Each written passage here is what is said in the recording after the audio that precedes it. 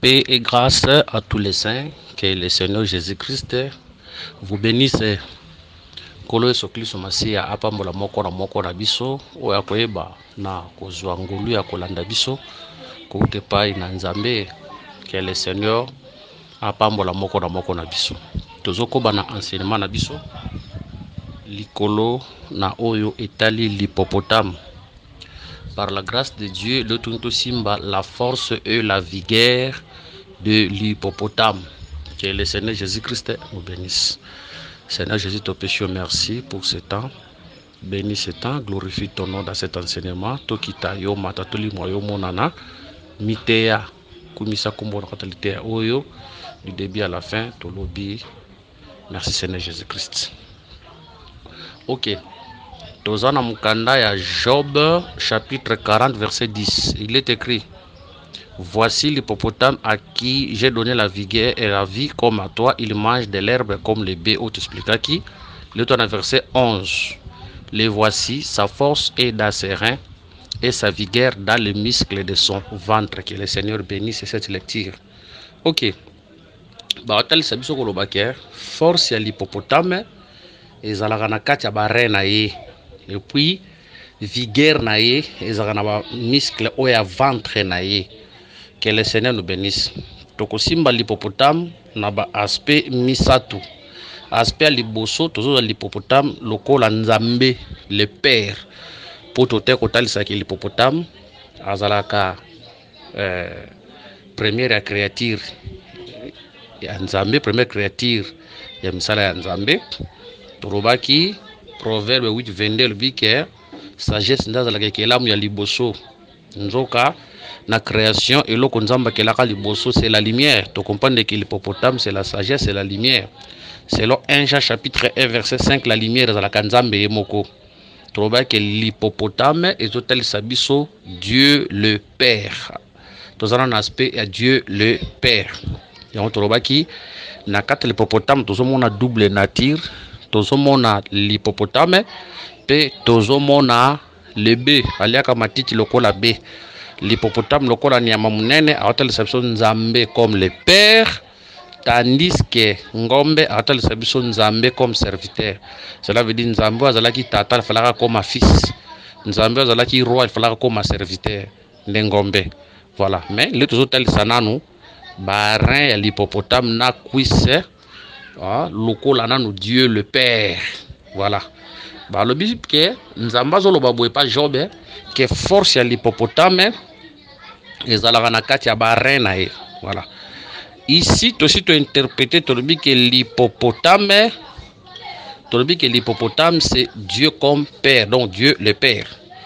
Force nae et zanakati ya bare nae.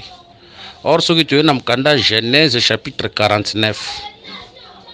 Tu bandis dans verset 1, Genèse 49, 1, Jacob appela ses fils et dit: rassemblez-vous et je vous annoncerai ce qui vous arrivera dans la suite des temps. Rassemblez-vous et écoutez, fils de Jacob, écoutez Israël, votre père. Verset 3. Ribin, toi mon premier-né, ma force et les prémices de ma vigueur, supérieure à dignité et supérieure en puissance. Donc, tu comprends que la force du père et Zalakande son premier-né, les premiers-nés. Il y a un autre l'hippopotame comme le père. Cela veut dire la force du père, c'est le premier-né. Mbalamoto bimsa Christ Jésus comme la force du Père. Comme la force du Père. D'ailleurs, soki okena mukanda ya Hébreu bakotalisa bakoloba boye tango Abraham abandaka kopesa dimi na ye Levi azalaka na kati ya barin na ye. Hébreu chapitre 7 verset combien? Hébreu chapitre 10 verset 9 à 10. De plus, Lévi qui perçoit la dîme l'a payé pour ainsi dire par Abraham, car il était encore dans les reins de son père lorsque Melchisedec alla au-devant d'Abraham. Donc, tant tout le monde a Abraham comme le père, na katia barren na tout le monde a Lévi, donc Lévi va le fils. Abraham c'est le père, Lévi na katia barren na azo le fils. Yango tolobi, l'hippopotame comme le père. Sa force est son premier-né, c'est Christ, c'est la parole. yende makasi ya père yende makasi ya nzambe. Yango ko remarquer même na création nzambe zo manifester force ne na nzela parole na ye. Nyonso nzamba akeli yango na nzela ya parole. Dieu punit par sa parole, Dieu bénit par la parole, il est détruit par la parole, il fait tout par la parole. C'est pour dire que la force de Dieu c'est sa parole. Or cette parole là c'est toute une personne, c'est Christ. Que le Seigneur Jésus-Christ nous bénisse. Ba kobi pona koloba ke le Seigneur a kobi pona koloba. S'il vous plaît, je cherche encore l'écriture. A kobi pona koloba ke vigueur na ye evandaka na kati ya misisa oyo ezalaka ya libumu na ye. Voilà, directement tant tozomona libumu tozomona ka intérieur, tant tozomona misisa oyo eza na kati ya libumu. Donc misisa oyo eza na kati ya libumu nde vigueur na ye. Eza pe ka eloko mosusu te kaka le fils oyo azalaki na kati ya sein du père oyo abimaki oyo ayaki kotala biso na se ya mabele. Bref, ezala libumu ezala barin tozomona l'intérieur. Or, quand l'intérieur, on a le Fils, or que personne n'est monté au ciel, si ce n'est que le Fils de l'homme qui est descendu du ciel. Alors, que je suis sorti du Père. Donc, l'intérieur du Père, tout le monde a le Fils, la parole. C'est pour dire qu'aujourd'hui, la force de Dieu, la vigueur de Dieu, est vendue na kacha lilobanae. Il vendit na kata lilobanae. On te dit que Dieu bénit par sa parole. Et on te dit que Nzamba qui est là, mokili nanzela liloba. Voilà. Akela mokili na nzela liyoba mokili ezalaki pe ombre oyo bandaki ko annoncer pe l'église oyo nzambe esengelaki a faire manifester église na nzela ya fils, le fils qui est la parole. Et on dit que église botama na nzela ya liloba, église ekolaka pe na liloba, etambolaka na liloba, église etambolaka na ba stratégie ya batu te, église etambolaka na ba imitation te, église etambolaka te o papa lobi, poza na bakata ba église mosusu koma lelo papa lobi. Donc écriture eza sur na place te koma ka o papa lobi. Donc bato akomi ko respecter makambo papa lobi ko le quand même makambo nzambe ko le quand même maloba nzambe ezalaka bongo te. L'église est botama na nzela liloba, église ekolaka na nzela ya liloba. Que le Seigneur Jésus-Christ nous bénisse. On a expliqué l'hippopotame comme le père. Mais l'hippopotame a rappelé kaka le père ti. A toujours l'hippopotame comme le Seigneur Jésus. Toujours dit que quand le Seigneur Jésus-Christ était venu sur la terre, yende azalaki le véritable hippopotame. Voilà. Parce que Job chapitre 40 verset 14, il est la première des œuvres de Dieu. Voilà. Bazobenga l'hippopotame, la première des œuvres de Dieu. Tant que na Colossiens chapitre 1, verset 15, il est l'image de Dieu invisible, les premiers de toute la création. Tu comprends que le véritable hippopotame est la grande Jésus. Donc quand Christ était venu sur la terre, il est né le véritable hippopotame. Ya on toba ke l'hippopotame azani ya moko on a nature soko talié et l'ongidez à la rakito côté. C'est ça Isaïe chapitre 53. Il n'avait ni beauté ni éclat pour aïba na ko plaire batouté donc et le monte quoi attirer bato pana. Mba eleki toba ke beauté wana eza beauté physique ya nzoto te, ça n'a rien à voir avec la beauté physique. Cette beauté-là, est par rapport à la divinité. C'est pour dire que pendant que Jésus était venu sur la terre, il y a un côté quoi tirer bato ke moto yo azanzambe parce que azalaki ermo quoi leli ayoki nzala atamboli makolo donc et le monte bande ko tala ke moto ya azanzambe mais en réalité, il était Dieu. Pour l'hippopotame kotala ebu azalaki to côté mais attention na kati na e okuta ba muscle kemba okuta makambo kemba, c'est ça le Seigneur. Autant ya azalaki to côté nazo ko répéter pour na koloba kito côté za nzoto te, cela veut dire rien ne pouvait confirmer au juif que muto bozomona ye nzambe, mais c'est pourtant na kati na ye nde bonzambe no se vandaki. C'est le Colossiens 2:9 à lui habite corporellement toute la plénitude de la divinité. Il y a autre qui même exemple ya tabernacle. Tabernacle na kata des escotali yango ezela ki to côté ezela ki to côté mais na kati soko tukuta or okuta erin okuta biloko okuta na beauté na kati wana na ba broderie okuta beauté na kati wana. C'est ça Jésus venu sur la terre soko tali ko ndimate kasa Yesu mais na kati nende bonzabe vandaki. Poti lelo pe bele bandimaka te kasa Yesu mais biso par la révélation nous croyons qu'il est Dieu, que le Seigneur le bénisse. Voilà. N'a-ce pas mis l'hippopotame comme Jésus? Force n'est na kati ya barin to na misisa ya libungu na ye. Ici tozwa la force na vigueur oyo eza na kati ya l'hippopotame comme Jésus, eza na kati intérieure. C'est pour dire que quand Jésus-Christ était venu sur la terre, soko tali bo en réalité azalaki mutu. Mais attention, la force et la vigueur de Jésus ezalaki na kati na ye. C'est le Père oyo azalaki kati na ye. Donc c'est le Père oyo azalaki na kati na ye, nde azalaki la force du Fils, nde azalaki la vigueur du Fils. Dans Colossiens chapitre 2 verset 9, c'est pour dire que pendant que Jésus marchait sur la terre, force na ye elaki na kati.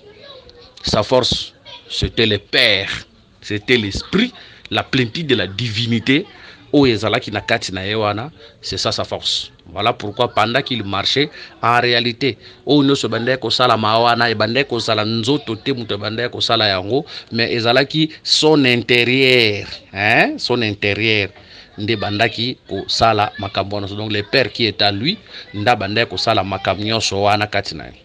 Voilà pourquoi nous aussi comme serviteurs de Dieu, nous aussi comme chrétiens, il faut tout le garder beaucoup plus intérieur, mais libanda te tout le beaucoup plus intérieur.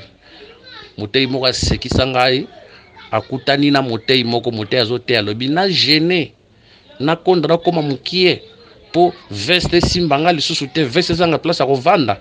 Donc pour motei wana azo préférer ya boyine ko gêné pona ya soka gêné ko konda veste ko vanda e ko zanga place ko vanda.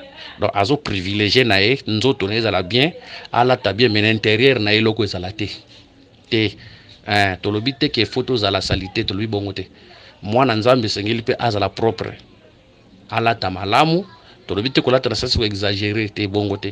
Alata malamu azala propre, présentable liboso ya batu eza malamu. Mais au sengeli toluka beaucoup plus c'est notre intérieur. Un prédicateur il faut la makasi intérieurement bonzambe vanda kati na ye. Soki bonzambe vandi kati na ye, tout ce qu'il fera exploit kotalisama. Mais ce qui bonzambe vandikati na eta ata latine ndengeni musala ya punda. La chose au sengeto lukananu eza bonzambe e vandakati na biso.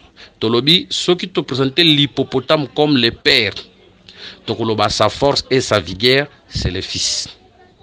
Ce qui peut te présenter l'hippopotame comme le fils. Tokoloba sa force et sa vigueur c'est le père. Et ça vice versa. Toko bongo la yango bongo que le Seigneur Jésus-Christ nous bénisse. Toloba que to simba l'hippopotame na trois aspects.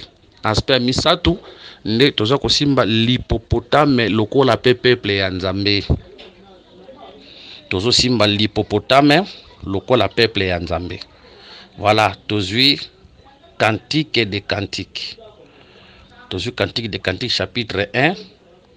Tozana verset 5 à 6. Je suis noire, mais je suis belle, fille de Jérusalem, comme les tentes de Kédar, comme les pavillons de Salomon. Ne prenez pas garde à mon teint noir, c'est le soleil qui m'a brûlé. Les filles de ma mère se sont irritées contre moi. Ils m'ont fait gardienne de vigne, ma vigne à moi, je ne l'ai pas gardée. Ah, voilà, si la mythe azolobaki aza mwindu mazaki toko bana basa Jérusalem. C'est pour dire que tentiro yazalaki na yango. Na tentiro bango bazalaki nango ebanda ko kesana. Ngalo bitike boke bana tentiro na ngate. Naza na nga mwindu me naza kitoko. Awa nazo kende par rapport à nature kotala ngubu azani ya moko oka oyo na apparemment zalaka kitoko te, mais attention c'était un animal fort. C'est par rapport aussi à la silamite. Na kotala silamite boye. Silamite alagi la couleur moko ya mwindu peut-être bakoki ko seka couleur na ye, mais yalobike botala couleur na ngate naza mwindu me naza belle. Toujours les filles de Jérusalem, le qu'on appelle l'humanité, au bantouré, sur les filles de la perdition, les païens. Bakoki tamsu kocho la teinture na biso, elles peuvent nous mépriser. Bako chola biso, bako mona biso pamba ketala yo zaki ozaboye, ozatina te tout, bako chola so bako mona biso pamba. Mais attention, à l'intérieur na biso, ndesika force na biso vandi. Na kati na biso nde esika force na biso e vandi. Voilà, nazo pesa écriture moko par rapport ya force na vigueur.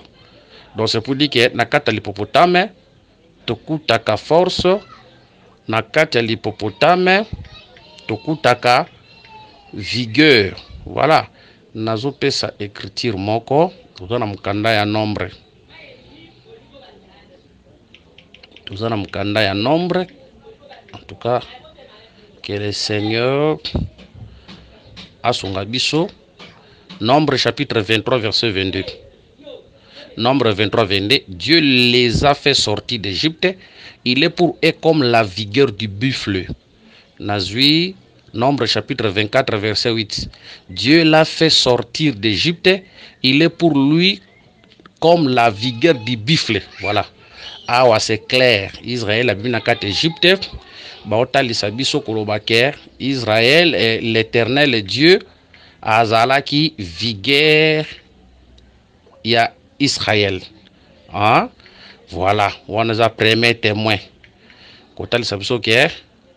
L'éternel Azala qui vigueur. Il y a Israël. Toujours écriture Moussousou. Psaume chapitre 28, verset 7. Psaume 28, 7. L'éternel est ma force et mon bouclier. Voilà. David. Psaume verset 1. Psaume de David. Voilà. Donc, ici deux écritures. C'est pour dire que l'éternel a la force à Israël. L'éternel a la vigueur. Quand le Seigneur Jésus-Christ, pour que Israël ou Jésus moko. Dans la Bible, dans Exode chapitre 4, verset 22. Israël est mon premier-né. Or, c'est le Colossiens 15 premier-né, ils ont né dans Jésus. Donc, le véritable Israël, ils ont Jésus. C'est pour dire que quand Jésus était venu, sa force était son intérieur. C'est pour dire que le Père était sa force, le Père était sa vigueur.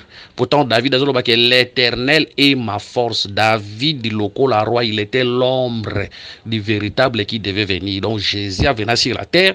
C'était lui le véritable David, le bien-aimé de Dieu. Pour David, selon la signification communautaire, ça rappelle les bien-aimés de Dieu.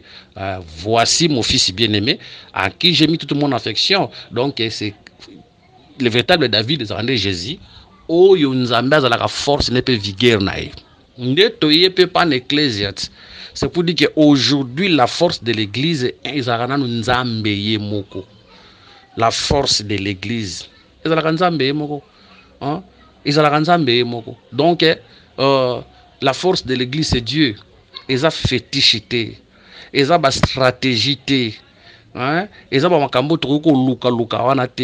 force de l'église, c'est Dieu lui-même. Nzambe yemokonde aza makasi ya ecclesia. Voilà.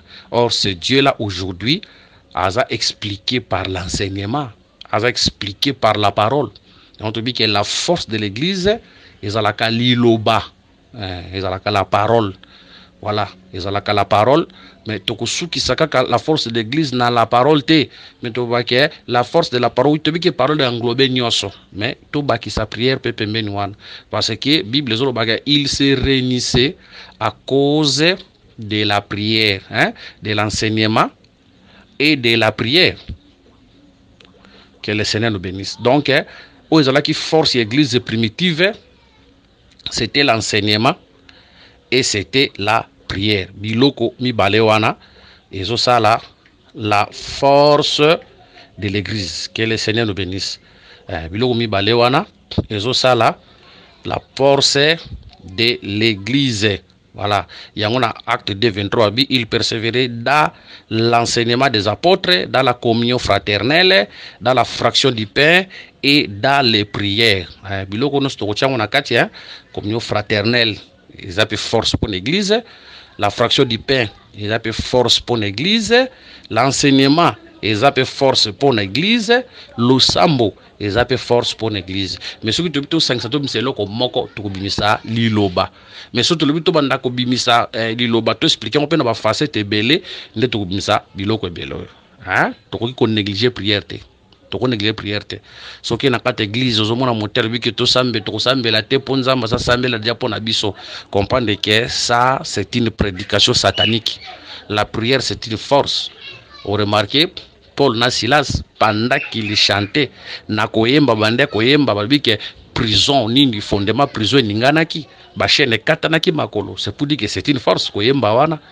Hein? Yango remarqué tant bakangi Pierre na kacha boloko l'église ne cessait de rendre kosambe la pona e nzamba tindi ange ke kofungola. Donc la force de l'église tout c'est loko moko to la parole. c'est la parole qui affante la communion fraternelle, c'est la parole qui affante la prière, c'est la parole qui affante la fraction du pain. Pour fraction du pain pour esa la malfoto sangananant boto kabulali patoliat fraction du pain wana. Voilà, fraction du pain oyo soki to mati nango pe na elobeli ya likolo toko bimisa yango pe lokola la sainte seine. Toko misongo pe lokola la sainte seine. Que le Seigneur nous bénisse. Voilà, toko kitape pona kotalisa boye force ya église ezalaka pe ba ministre. Total s'appelle que force ya église ezalaka pe ba ministre. La force de l'église ezalaka pe ba ministre. Pourquoi tolobi bongo? Toza na mukanda ya 2 Samuel. Toza na mukanda ya 2 Samuel. Tozui verset 18 si je ne me trompe pas. Tozui verset 18. Verset combien? Chapitre 18 verset 3. Mais le peuple dit, tu ne sortiras point, car si nous prenons la fuite, ce n'est pas sur nous que l'attention se portera. Et quand la moitié d'entre nous succomberait, on n'y fera pas attention, mais toi tu es comme 10 000 de nous. Et maintenant, il vaut mieux que de la ville tu puisses venir à notre secours. David a moko, mais a représenté 10 000. On a premier témoin, il était la force. Il a dit que ceux qui sont au Koué, yo, oya ko secourir biso. Azaye moko, mais a représenté 10 000. C'est pour dire que David représentait toute une force pour le peuple. Surtout 2 Samuel chapitre 21 verset 17, il est écrit: Abishai fils de Tcherouja vint au secours de David, frappa les Philistins et les tua. Alors les gens de David jurèrent en lui disant: tu ne sortiras plus avec nous pour combattre et tu n'éteindras pas la lampe d'Israël. Voilà. Donc c'est pour dire que David a qui n'importe qui te pour un peuple ici a comparable à la lampe parce qu'elle a sa lumière. Or tant que mon a lampe, en réalité lampe est la luminaire. Hein? Vous comprenez ça, c'est luminaire parce que lampe est portée lumière. Hein? Elles ont porté lumière, lampe elles ont porté lumière. Azalaka luminaire, elles ont porté lumière. Il y a entendu marqué un ministre de Dieu, c'était luminaire, elles ont porteur de lumière. Voilà.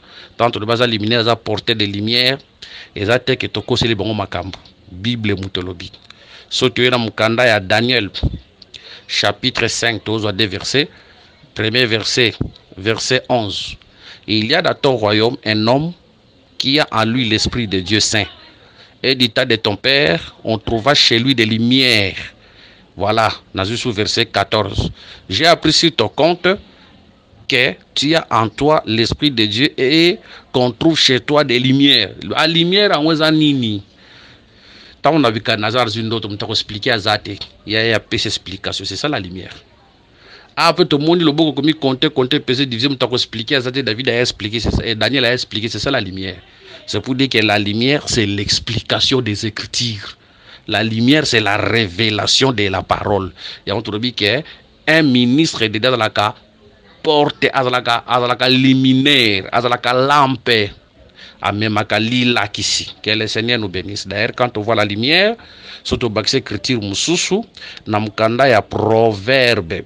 La lumière, kuna eza expliqué comme l'enseignement, proverbe chapitre 6, verset 23. C'est pas le précepte, car le précepte est une lampe et l'enseignement une lumière. Donc, pas monter, nous voyons la lumière, l'enseignement. Maintenant, David a qui peut force pour un peuple. Or, David a qui roi. Sauf que dans Mukanda, il y a un roi, chapitre 22. Nasuka, un roi, chapitre 22. Akabalinga Kirebitumba. Bakina Josaphat. Josaphat a ébissi Akab. Est-ce que nakati mboko prophète ça to consulter Nzambe babengi ba prophète ba lobe ba ko loba. Tant Michaë yora comme Micha zoloba. 1 roi 22 17. Michel répondit: je vois tout Israël dispersé sur les montagnes comme des brebis qui n'ont point de berger. Et l'Éternel dit: ces gens n'ont point de maître, que chacun retourne en paix dans sa maison. Awa bandai ko lobela sur la mort du roi Akab. Cela veut dire un roi, c'est un berger, c'est un maître. Or, tant tout le monde a un maître et berger. Tout le monde a tout un pasteur dans la berger, un ministre, c'est un berger. Dans le sens général, tous les 5 ministères, baza berger, ou baza ko berger peuple, bazo battre la peuple ensemble. C'est pour dire que surtout l'hippopotame lokola, ou ezali lokola peuple, tous on dit que force à peuple, ils la battre inaï. Hein, ils ont battre inaï. Nanzela enseignement, pe nanzela losambo, ou baza ko pesa pa peuple. Ils ont remarqué que la force d'Israël c'est aussi les prophètes. Tous on dit que la loi était la force d'Israël pour la parole de Dieu. Mais les prophètes aussi étaient la force d'Israël. Il y a au moins ceux qui sont polis, ceux qui sont pas prophètes, ceux qui sont prophètes, qui sambeli. Miracle au salam. Hein? Miracle au salam. C'est pour dire que Basal Yanzambe, les vrais ministres de l'évangile, Basal a rappelé toute une force pour l'église. Nanzela enseignement, Nanzela lo sambo na bango. Que le Seigneur bénisse. Ana luki mwana zo zwate metango eli a lobby azui mwana. Veva sarepta eli a lobby. Farine talisami mwana seki nakata ndaku na. Les vrais ministres va rappeler toute une force pour l'église. Voilà pourquoi esengeli na peuple aibana ko honorer pe ko protéger o ezali basala nzambe ya solo o bazo teuli loba ya solo pe baza ko sambela pona yo esengeli ko eba ko protéger bango ko eba na ko pambola ko protéger bango ko eba na ko soutenir bango sur le plan spirituel, sur le plan financier, sur le plan matériel. Je suis contre la prédication hein. Soutenir je suis contre cette prédication. On ne peut pas soutenir Moussa Nzambe. Ça, c'est une prédication satanique. Un bon ministre mérite le soutien. Il y a peuplé sur le plan spirituel, sur le plan financier, sur le plan matériel. Pour la zosenga basambe la pona pour tango côté ya atea malamu na soutien spirituel. Boso tant pour la zolo ba que soto loni les billets tant spirituel kat na bino soto buki o ya nzoto seza lusum bongo les asko soutien ni noza soutien financier. Que le Seigneur Jésus-Christ le bénisse. Voilà. Oui, zalaki to résumé pensée l'icolo et la force et la vigueur de l'hippopotame. Donc, to résumé pensée na bongo. Na ondi misamake muli musanta kokoba kosala oyo biso to salite akokoba koloba biso to lobite par rapport ya force et vigueur ya ngombe et à l'hippopotame. Que le Seigneur Jésus-Christ nous bénisse. To kutani prochainement na continuité na biso enseignement sur l'hippopotame.